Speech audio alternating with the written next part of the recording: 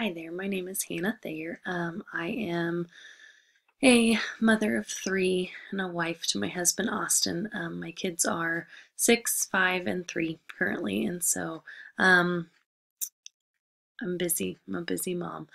And deciding to start my master's program was a big decision for me, of course, because I had those three small children, but it's one that I'm really proud of and excited that I'm finishing.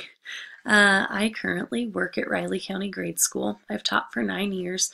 I started in first grade and then I moved to third grade for 4 years, and now I'm in my fourth year of teaching sixth grade. So I've kind of got a wide gamut of experience, and um, I've been pleased with every single grade level, and I'm glad that I have all of those experiences. I think that will help me when I go to become an administrator.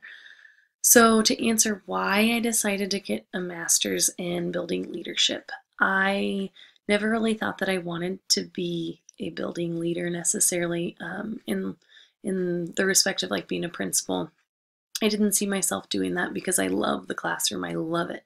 I have a passion for being in the classroom with students, but I also think that my charisma and just my kind of natural tendency to lead is what eventually led me to where I'm at. And I was holding leadership positions as a teacher anyway, and so I decided to just go on and continue that. Why I chose Fort Hays. My husband went to Fort Hays as an undergrad, and he really enjoyed his experience there. He ended up not finishing, not going that route. He then went to a trade school in Beloit, but he did enjoy his experience there, and so I felt like there was a little bit of a home connection. I'm from Manhattan, and K-State is really, really near me, but I was looking for something different. I'd done K-State for all of my undergrad work. Fort Hays offered the online option, which was a really great option for me being a mom and being a full-time teacher. It provided me with the opportunity that I needed to go on with my education. And I had heard from lots of people that they provided a quality education, and I can now say that that is for sure true. Where do I see myself in 2 years, 5 years, and 10 years? This has changed a lot throughout the last 2.5 years. Currently, in 2 years, I see myself continuing to be a classroom teacher.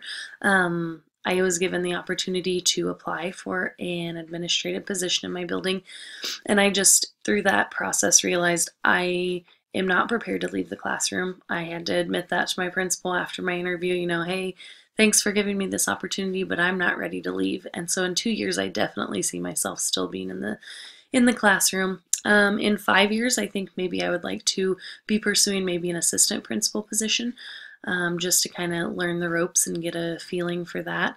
And then in 10 years, I would maybe, my kids will be older, and I can devote more time to the profession. I think that I would like to be a elementary school principal. So I've really appreciated this opportunity that I've had through Fort Hays to further my education. I'm looking forward to just the continual chances to learn as a professional. Thank you.